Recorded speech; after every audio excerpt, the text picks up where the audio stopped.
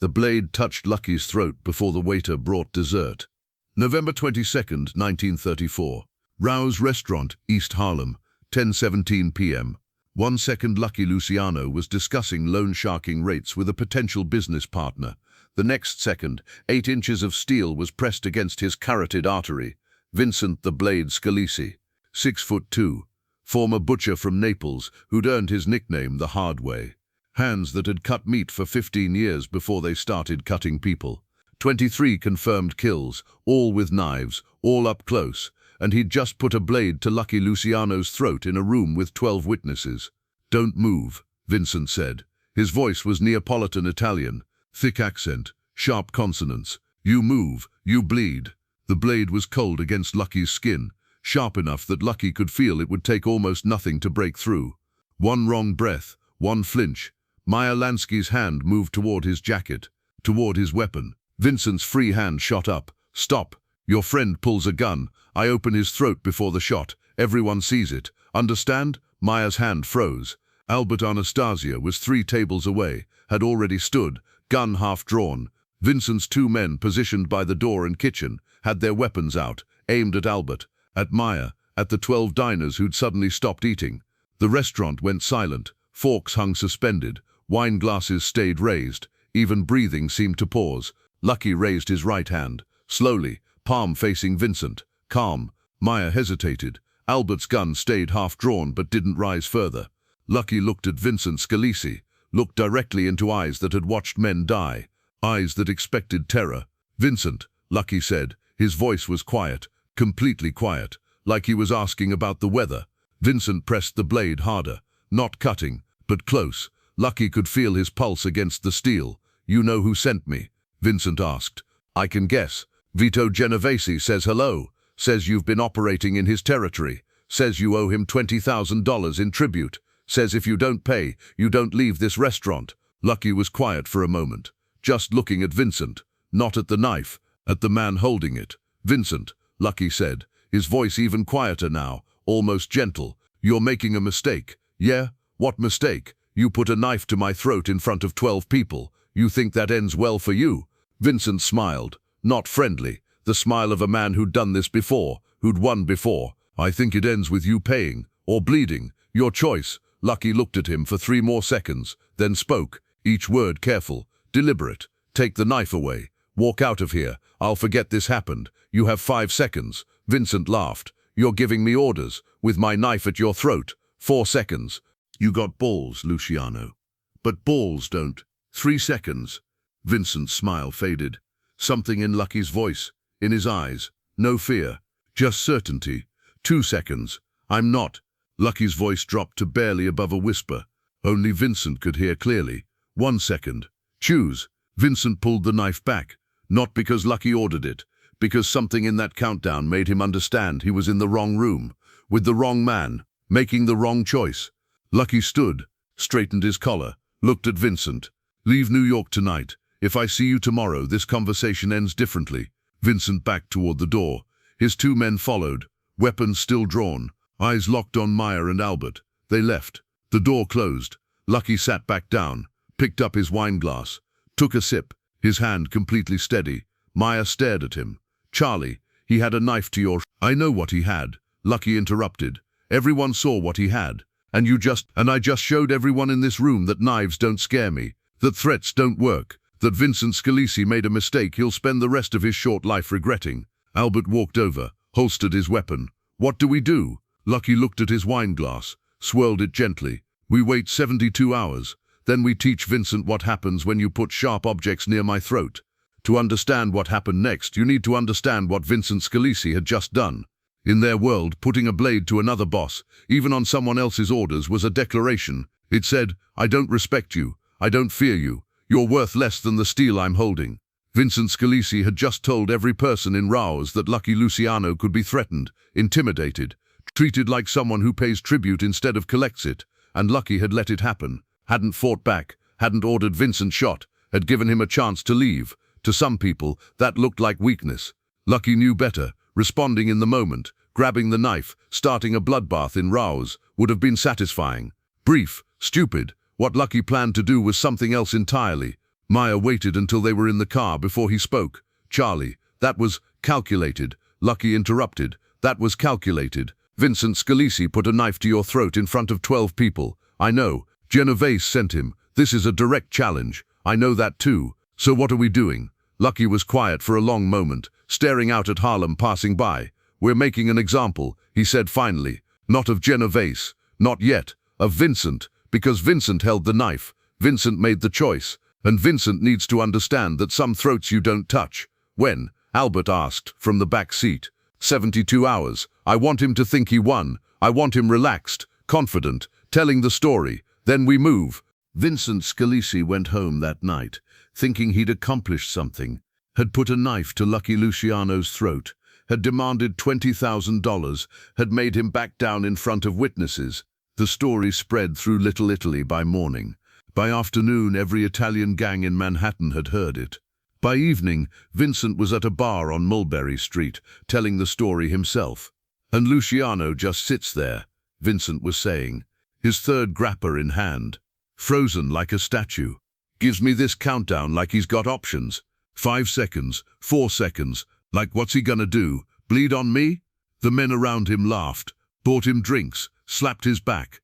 Nobody mentioned that Lucky Luciano had built an empire by being smarter than everyone else, that he'd survived challenges that killed men tougher than Vincent, that giving someone a chance to leave wasn't mercy, it was strategy.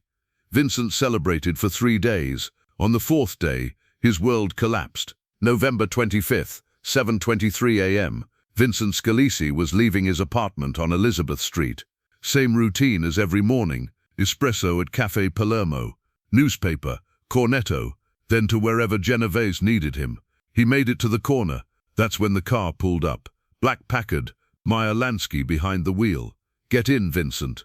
Vincent's hand moved toward his waistband, toward the knife he always carried. 4 men stepped out of doorways, surrounding him, all armed, all aimed. Meyer spoke again. Quieter. Get in, or we do this here on Elizabeth Street. Your choice. Vincent got in. They drove him to a warehouse in Brooklyn. Empty, cold, industrial. The kind of place where sound doesn't travel because there's nobody to hear it. Albert Anastasia was waiting, with 6 more men, and a table that made Vincent's stomach turn. On the table, knives, different sizes, different shapes, butcher knives, hunting knives, stilettos, cleavers, all arranged in a line, like surgical instruments. Sit down, Vincent, Albert said, pointing to a chair in the middle of the room. Vincent sat. They tied him. Wrists, ankles, chest, professional knots, military grade. Then they waited. For 3 hours, Vincent sat in that chair. Nobody touched him. Nobody spoke. They just waited. Vincent's mind cycled through scenarios. Torture, dismemberment, every story he'd heard about what happened to men who crossed the commission. At 10:47 a.m., the warehouse door opened. Lucky Luciano walked in. Vincent had expected rage, expected violence, expected Lucky to come in screaming about respect and revenge. Lucky looked calm, wore a clean suit, hands in his pockets, walked across the concrete floor like he was entering a restaurant. He stopped 3 feet from Vincent's chair. You know why you're here? Lucky asked. Conversational, almost friendly. Vincent said nothing. 3 days ago, you put a knife to my throat, Lucky continued, his voice soft, even. Told me I owed Genovese $20,000, told me I'd bleed if I didn't pay, in front of 12 witnesses. I was following orders, Vincent said, his voice steady, trying to find the confidence he'd had at Rouse. Genovese wanted, Lucky repeated. Not I wanted, not I chose, Genovese wanted. Vincent was quiet. That's the thing about knives, Vincent, Lucky said. He walked to the table, picked up a butcher knife, 8 inches, carbon steel, the kind Vincent had used for 15 years. A knife is intimate. You can't use a knife from across a room. You have to get close, touch the person, feel their pulse against the blade. Lucky walked back, stood in front of Vincent, held the knife up, let Vincent see it. You felt my pulse, didn't you? When you pressed your blade against my throat, you felt my heartbeat. Yes, Vincent whispered. Was I scared? Vincent thought about it, about that moment, about Lucky's face, his voice, his eyes. No, Vincent said. You weren't scared. No, Lucky agreed. I wasn't. You want to know why? Vincent nodded. Lucky leaned down, close, Put the knife on the floor beside Vincent's chair, within reach if Vincent's hands were free, which they weren't, because I knew something you didn't, Lucky said, his voice barely above a whisper. I knew that putting a knife to my throat was the last mistake you'd ever make, and I knew that letting you walk out of Raoul's would make every person who heard the story wonder what happened next, would make them wait, would make them understand that I don't react, I respond. Vincent's breathing was faster now, shallower, the kind of breathing that comes before panic. Please, Vincent said. The word escaped before he could stop it. Please what? Lucky asked. Please don't kill me. I was following orders. I'll tell Genovese I failed. I'll leave New York. I'll Vincent. Lucky interrupted, his voice still quiet, still calm. I'm not going to kill you. Vincent blinked. You're not? No. Then what? I'm going to make you deliver a message. Lucky stood, walked to the door, turned back. Here's what's going to happen. You're going to walk out of here. You're going to go straight to Genovese. You're going to tell him exactly what happened. Tell him, Lucky Luciano says thank you for sending a messenger. Tell him the $20,000. He can come collect it himself, if he has the courage. That's it? Vincent asked, his voice small, confused. Not quite, Lucky said. Tell him one more thing. Tell him you put a knife to my throat, and I counted to 5, and when I got to 1, you pulled it away, because even you understood that some throats you don't touch, some men you don't threaten, some kings you don't challenge with steel. Lucky nodded to Albert. Albert cut the ropes. Vincent stood on shaking legs, looked at Lucky, at Albert, at the table full of knives that hadn't touched him. You're letting me go. I'm letting you deliver a message, Lucky said. After that, stay out of my sight. Work for Genovese if you want, but never come near me again, not with a knife, not with a gun, not with anything. Understand? Vincent nodded. Couldn't speak, just nodded. He left, walked out of the warehouse into Brooklyn sunlight. Didn't run, couldn't, his legs barely worked. Vincent Scalisi went straight to Genovese's headquarters, delivered the message word for word.